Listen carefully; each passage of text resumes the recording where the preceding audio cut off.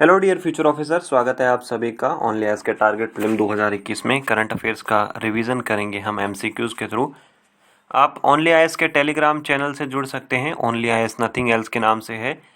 यहाँ पे आपको यूपीएससी, स्टेट पीएससी से रिलेटेड रिक्विजिट मटेरियल गाइडेंस मिल जाएगा और इन वीडियोज़ की प्लेलिस्ट भी आपको अवेलेबल है यूट्यूब पे, वहाँ से आप चेक कर सकते हैं। इन क्वेश्चंस को हिंदी और अंग्रेजी दोनों में डाउनलोड करने के लिए आपको वेबसाइट पे जाना होगा। लिंक आपको डिस्क्रिप्शन में अवेलेबल है। ओनली आईएएस की तरफ से नया कोर्स शुरू हो रहा है 31 मई से। कोर्स का नाम है IDMP। इसमें मेंस और प्रीलिम्स दोनों के लिए इंटीग्रेटेड कोर्स है। हिंदी में भी ये कोर्स अवेलेबल है। NCERT क्लास 6 से 12 अवेलेबल रहेगी। मेंस की आंसर राइटिंग अवेलेबल रहेगी, GS की, और ऐसे राइटिंग प्रैक्टिस भी इसमें होगी। हिंदी अंग्रेजी दोनों में है। आप इस कोर्स में अगर एनरोल करना चाहते हैं तो आप अपने आप को dpp.onlyias.in पे जाकर वहाँ अपने आप को एनरोल कर सकते हैं। कोई इशू हो, डाउट हो, प्रॉब्लम हो तो आप कॉल कर सकते हैं 7007931912। पहला हमारा सवाल देखते हैं आज का। World wild life fund WWF से रिलेटेड हमें 2 स्टेटमेंट दिए हैं, हमें करेक्ट बताना है। पहले स्टेटमेंट में बोला है कि ये एक NGO है, नॉन गवर्नमेंटल ऑर्गेनाइजेशन है और इसका ऑब्जेक्टिव है दुनिया की जो बायोलॉजिकल डाइवर्सिटी है उसको प्रोटेक्ट करना। दूसरे स्टेटमेंट में दिया है कि लिविंग प्लेनेट रिपोर्ट इसके द्वारा पब्लिश की जाती है। कौन सा सही है? तो वर्ल्ड लाइफ ये जो फंड है अपना WWF, उसमें पहला भी सही हो जाएगा और दूसरा स्टेटमेंट भी सही हो जाएगा। ऑप्शन सी करेक्ट हो जाएगा। रीज़न क्या है कि एक NGO है और इसका जो मेन एम है वो बायोलॉजिकल डाइवर्सिटी को प्रोटेक्ट करना है। इसके लिए ये काफ़ी सारी फंडिंग भी देती है। जो अलग अलग कंट्रीज़ हैं जहाँ पे कंजर्वेशन के लिए काम चल रहा है, उन कंजर्वेशन वाली कंट्रीज़ को ये फंड भी इशू करवाती है और हर 2 साल के अंदर ये एक रिपोर्ट पब्लिश करती है, लिविंग प्लेनेट रिपोर्ट। ठीक है, और बाकी सारी चीज़ें आप यहाँ पे देख सकते हो। हिंदी वाले स्टूडेंट यहाँ से देख सकते हैं वर्ल्ड।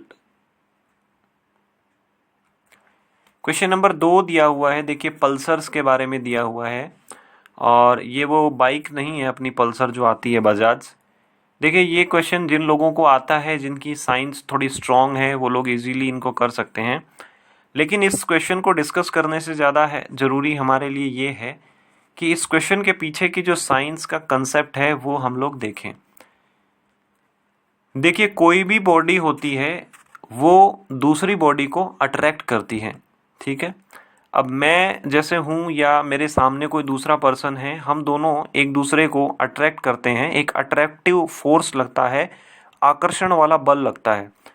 क्योंकि वेट कम होता है ह्यूमंस का, इसलिए वो दूसरे इंसानों को खींच नहीं पाते हैं। अब हम बात करें धरती की, बात करें हमारी जो अर्थ है उसकी बात करें, तो मान लीजिए कि मैं 10 किलोमीटर ऊपर से कोई पत्थर छोड़ता हूँ तो ऑब्वियस सी बात है कि वो धरती की ओर, हमारी पृथ्वी की ओर आ जाएगा। रीज़न क्या है? हमारी पृथ्वी उसको अट्रैक्ट करती है, ग्रेविटेशनल फोर्स लगाती है। ऐसा ही ग्रेविटेशन फोर्स सभी जितनी भी बॉडीज़ हैं उनके अंदर पाया जाता है और ऐसी बॉडी जिनका मास ज़्यादा है, जिनका द्रव्यमान ज़्यादा है, वो ज़्यादा फोर्स से अट्रैक्ट करती है और ये फोर्स हमेशा जो है वो सेंटर की ओर लगता है। अर्थ की बात करें तो ग्रेविटेशनल जो अट्रैक्शन फोर्स है वो हमेशा सेंटर यानी केंद्र की ओर लगता है। देखिए हमारी जो गैलेक्सी है, हमारी जो आकाशगंगा है, उसके अंदर करोड़ों तारे हैं। एक बात यह है कि इन करोड़ों तारों के अंदर अपनी एनर्जी होती है। अगर आपने NCERT पढ़ी होगी 6ठी क्लास की, 6th क्लास की ज्योग्राफी, उसमें आपने ये देखा होगा कि स्टार किसको बोलते हैं। स्टार उसको बोलते हैं, तारा उसको बोलते हैं जिसके पास अपनी लाइट होती है और उसके पास अपनी एनर्जी होती है। हमारी गैलेक्सी आकाशगंगा में ऐसे करोड़ों तारे हैं। ठीक है, और इन तारों का एक लाइफ टाइम, एक पीरियड होता है। ऐसा नहीं होता है कि ये अनंत काल के लिए, इनफाइनाइट टाइम के लिए जिंदा रहते हैं। इनका एक टाइम पीरियड होता है। इसके साथ साथ एक चीज जुड़ी हुई है कि इन तारों के अंदर, इन स्टार्स के अंदर एनर्जी कहाँ से आती है। अगर सन की हम बात करें तो सन भी एक टाइप का स्टार है। देखिए इसके अंदर, तारों के अंदर जो एनर्जी आती है वो आती है न्यूक्लियर फिजन, नाभिकीय संलयन से ये ऊर्जा आती है।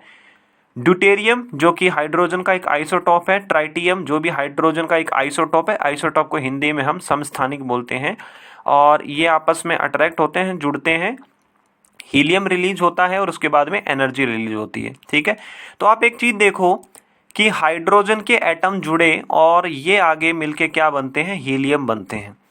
ऐसे ही तारों के अंदर, स्टार्स के अंदर ये प्रोसेस कंटिन्यू चलती रहती है और एक वक्त आता है जब ये आयरन के अंदर जो है वो बदल जाते हैं और आयरन से आगे और आगे चेंज नहीं हो पाते हैं। ऐसी कंडीशन में क्या होता है कि धीरे धीरे इनके अंदर जो एनर्जी, जो फ्यूल होता है, इन तारों के अंदर जो फ्यूल बनाने की जो कैपेसिटी होती है, देखिए फ्यूल कैसे बन रहा है, हाइड्रोजन से हीलियम बन रहा है तो फ्यूल बन रहा है, लेकिन एक वक्त ऐसा आता है जब ये और ज़्यादा न्यूक्लियर फ्यूजन या नाभिकीय संलयन नहीं कर सकते हैं और एक बहुत बड़ा धमाका होता है और ये जो स्टार है वो अपनी ग्रेविटी के कारण ही, अपने अट्रैक्टिव फोर्स के कारण कोलैप्स हो जाता है और कोलैप्स होने के कारण क्या होता है, बहुत छोटा बन जाता है। अभी तक जो इतना बड़ा स्टार था, बहुत बड़ा मतलब बहुत किलोमीटर के अंदर फैला हुआ, अब वो एक छोटा सा जो है वो स्टार बन जाता है। देखिए उसका मास उतना ही है, कुछ थोड़ा सा मास जो है वो चला जाता है, लेकिन मास उतना ही है, लेकिन अब उसका एरिया जो है वो कम हो गया है। ऐसे में क्या होगा, इसकी डेंसिटी, इसका जो घनत्व है वो बहुत ज़्यादा हो जाएगा। ठीक है, ये जो बड़ा सा जो एक्सप्लोजन होता है इसको हम सुपरनोवा बोलते हैं और इस तरीके से ये जो स्टार बनता है, इस स्टार को हम बोलते हैं न्यूट्रॉन स्टार। अब देखिए ये न्यूट्रॉन स्टार क्या करता है, रोटेट करता है, ये घूर्णन करता है और इसके पास अपना मैग्नेटिज्म होता है, इसके पास अपना जो है वो चुंबकत्व होता है और ये एक मैग्नेट के जैसे बिहेवियर करता है। धरती से जब हम इसको देखते हैं, हमारी अर्थ से जब हम इसको देखते हैं तो ऐसा लगता है कि इसमें जो है वो रेडिएशन हो रहा है, जैसे लाइट होती है ऑन ऑफ, दिवाली के अंदर जो हम घरों में लाइट जलाते हैं जो ऑन होती है ऑफ होती है, धरती से हम देखते हैं तो ऐसा लगता है कि ये पल्सेटिंग कर रहा है, पल्स इसमें क्रिएट हो रहे हैं, इसलिए हम इसको पल्सर स्टार बोलते हैं। तो अगेन हम हमारे क्वेश्चन पे आ जाते हैं। तो ये हमारा क्वेश्चन है, इसमें तीनों स्टेटमेंट हमारे करेक्ट हैं, आप देख सकते हैं, लेकिन ये कंसेप्ट समझना बहुत ज़्यादा जरूरी है हमारे लिए। क्वेश्चन नंबर 3 दिया हुआ है, एस्टेरॉयड के बारे में दिया, बहुत आसान सा क्वेश्चन है। पहले स्टेटमेंट में बोला है कि एस्टेरॉयड ऐसे छोटे रॉकी ऑब्जेक्ट्स होते हैं जो कि सन के आसपास घूमते रहते हैं, और दूसरा बोला है कि मीटियोराइट्स जो होते हैं उनकी अगर हम स्टडी करेंगे तो एस्टेरॉयड के बारे में पता लगा सकते हैं। तीसरा बोला है कि कुछ पोटेंशियली हैजार्डस एस्टेरॉयड्स होते हैं जो कि धरती से कभी टकरा सकते हैं। ठीक है, देखो अगर आपने 6th क्लास की एनसीईआरटी पढ़ी होगी तो आपको एस्टेरॉयड के बारे में, ये क्षुद्र ग्रह नहीं होता, ये क्षुद्र ग्रह होता है। जो अक्षय, जैसे किसी लड़के का नाम अक्षय है तो उसका जो क्षय होता है वैसा ही एक क्षुद्र ग्रह होता है। तो ये बिल्कुल सन के आसपास घूमते हैं, पहला बिल्कुल सही है। दूसरा देखिए मीटियोराइट जो हमारे उल्का पिंड होते हैं, कभी कभी क्या होते हैं वो हमारे जो एटमॉस्फेयर में बर्न अप होते हैं, जलते हैं, कभी धरती पे गिर जाते हैं, और साइंटिस्ट क्या है उन मीटियोराइट्स को चेक करते हैं, उनको साइंटिफिकली कलेक्ट करके एविडेंस कलेक्ट करते हैं, तो और फिर हम आगे ये पता कर सकते हैं कि भाई एस्टेरॉयड की क्या प्रॉपर्टीज़ रही होंगी। कुछ देखिए पोटेंशियली हैजार्डस एस्टेरॉयड्स होते हैं, क्योंकि देखिए एस्टेरॉयड जो है वो घूमते रहते हैं और कभी भी कोई हो सकता है कि एस्टेरॉयड ऐसा एक टाइम आए जो धरती से टकरा जाए, तो उनको हम पोटेंशियली हैजार्डस एस्टेरॉयड बोलते हैं, PHA। तो ऑप्शन नंबर डी हमारा यहाँ पे करेक्ट हो गया। पहला स्टेटमेंट करेक्ट है, दूसरा करेक्ट है, तीसरा करेक्ट है, यह आप हिंदी में देख पाओगे। और ये देखो एस्टेरॉयड इस तरीके से घूमते रहते हैं, तो करोड़ों एस्टेरॉयड हैं, हो सकता है किसी दिन कोई धरती से टकरा जाए तो वो हमारे लिए खतरनाक हो सकता है। क्वेश्चन नंबर 4 दिया हुआ है, special mention account recently news में रहता है, ये किससे रिलेटेड है, कैग की रिपोर्ट से, नॉन परफॉर्मिंग एसेट से, इमरजेंसी फंड फॉर दी। देखो अगर आप न्यूज़पेपर रेगुलरली पढ़ते हो तो आपको स्पेशल मेंशन अकाउंट के बारे में पता होगा कि नॉन परफॉर्मिंग एसेट से रिलेटेड है। कई बार क्या होता है, लोग कर्जा तो ले लेते हैं, लोग उधार ले लेते हैं बैंक से, लेकिन वो चुका नहीं पाते हैं। तो किसी भी अकाउंट को जब हम NPA घोषित करते हैं, नॉन परफॉर्मिंग एसेट जब उसको डिक्लेयर करते हैं, तो उससे पहले की स्टेज होती है SMA। किसी आदमी ने इस SMA के अंदर भी 2-3 स्टेज होती है, SMA 0, SMA 1, SMA 3। अब मान लीजिए किसी आदमी ने 0 से 30 दिन के अंदर ना तो प्रिंसिपल दिया है ना उसने इंटरेस्ट दिया है। SMA 1 के अंदर आता है 31 से 60, उसमें उस व्यक्ति ने ना तो अपना मूलधन दिया है और ना ही ब्याज जमा कराया है। SMA 2 में आता है 61 से 90।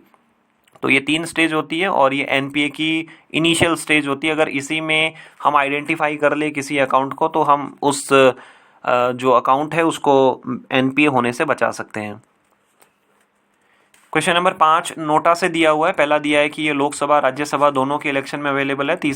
सेकंड दिया है कि ये सुप्रीम कोर्ट के डायरेक्शन के बाद आया है। देखो लोकसभा में ही हमारे पास नोटा अवेलेबल होता है। जो भी बैलेट मशीन होती है, बैलेट मशीन के सबसे नीचे हमें नोटा दिया रहता है, नन ऑफ द अबव, इनमें से कोई नहीं। राज्यसभा के इलेक्शन में हिस्सा कौन लेते हैं? स्टेट असेंबलीज के अंदर जो एमएलएज होते हैं वो हिस्सा लेते हैं, और वहाँ पे नोटा का कोई भी जो है वो प्रोविज़न नहीं है। पहला अपना स्टेटमेंट गलत हो गया। 2013 के अंदर एक केस हुआ था, तो वहाँ पे उस समय चीफ जस्टिस ऑफ इंडिया जो पी सदाशिवम थे, बाद में जाके वो केरल के गवर्नर बने, वहाँ पे उन्होंने बोला कि भाई जैसे हमारे पास राइट टू वोट है, जैसे वोट देने का अधिकार है, वैसे वोट ना देने का भी अधिकार है, वोट को रिजेक्ट करने का भी अधिकार है। तो अपना ऑप्शन नंबर बी सही हो गया, सेकंड करेक्ट हो गया। पहला गलत है और दूसरा सही है। देखो ये नोटा वाला जो है अपने मेंस के पर्पज से भी है कि इलेक्टोरल रिफॉर्म्स जो हैं, चुनावों के अंदर हम किस तरीके से सुधार कर सकते हैं, उसमें ये है। क्योंकि अभी ऐसा है कि नोटा के जो वोट है उनका चुनाव इलेक्शन के रिजल्ट पे कोई भी इम्पैक्ट नहीं होता है। तो कुछ लोग बोल रहे हैं कि एक थ्रेशोल्ड होनी चाहिए, एक मतलब मान लीजिए कि 10% भी अगर कहीं किसी कॉन्स्टिट्यूएंसी के अंदर नोटा पे वोट आए हैं तो हमें फिर से इलेक्शन करवाना चाहिए। ऐसे लोग बोलते हैं, कोई 10% के बारे में बात करता है, कोई 20% के बारे में। तो इसको आप इलेक्टोरल रिफॉर्म से भी जोड़ सकते हैं, नोटा वाले को। हिंदी में आप यहाँ देख पाओगे। और अपना जो प्रीवियस क्वेश्चन था वो था कि टेक्निकल कोऑपरेशन रिपोर्ट कौन रिलीज़ करता है, तो वो IAEA जो इंटरनेशनल एटॉमिक एनर्जी एजेंसी है। आज आपको बताना है कि right to reject candidate in election comes under which article. तो जो चुनाव होते हैं, चुनाव के अंदर उम्मीदवार को अगर हमें राइट टू रिजेक्ट करना है तो वो कौन से अनुच्छेद के अंदर आता है, ये आपको बताना है, ठीक है। और आप अपनी परफॉर्मेंस भी ज़रूर बताइएगा। इन वीडियोस को आप अपने साथी बंधुओं के साथ शेयर भी कर सकते हैं ताकि ज़्यादा से